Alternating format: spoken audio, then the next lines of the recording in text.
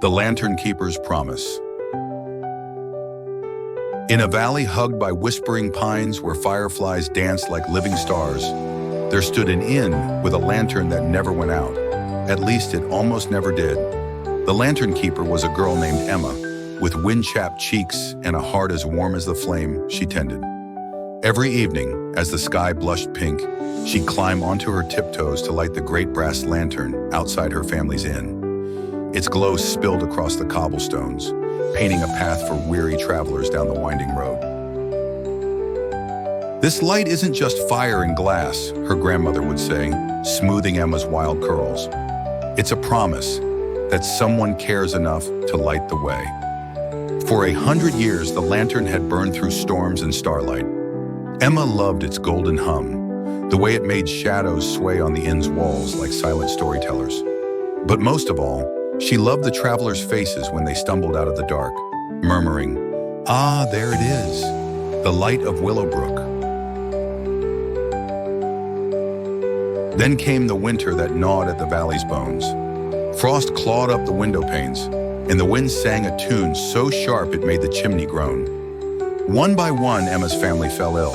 Her father's cough rattled like pebbles in a tin. Her grandmother's hands trembled too much to strike a match. Emma tucked blankets around them, stirred pots of broth, and didn't complain. But when dusk fell on the 7th day, she froze at the window. The lantern stood unlit, its glass eye dark. "No one will lose their way," her father croaked. "The storm's too fierce for travelers." But Emma remembered the promise. She pulled on her boots. Snow swallowed the road whole.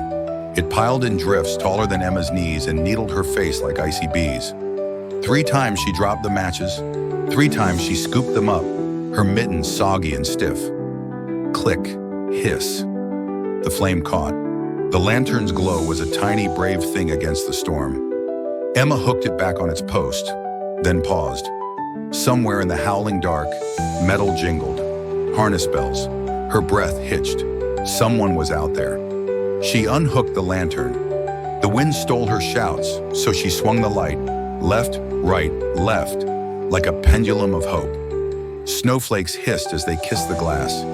Just as her arms began to shake, a shape lurched through the white veil. Old Mr. Carter, his wagon overturned, his beard crusted with ice. "Emma?" he wheezed, collapsing toward the light. "I saw the inn dark. Thought I was done for." She tucked the lantern into his hands. "Hold this. I'll pull you." By dawn, the news had spread.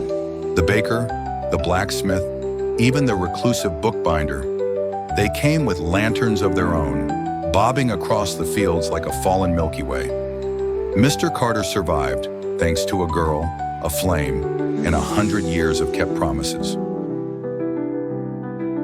When spring tiptoed back, Emma noticed something odd. Fireflies now gathered around the lantern each night, their glow brighter where the light touched them. Travelers swore the inn's beacon shone farther than before, cutting through fog and rain as if the flame remembered the storm. "That's because you didn't just relight a lantern," her grandmother said, pressing a kiss to Emma's brow. "You kept a promise that outshines any dark. And if you visit Willowbrook today, you'll see it.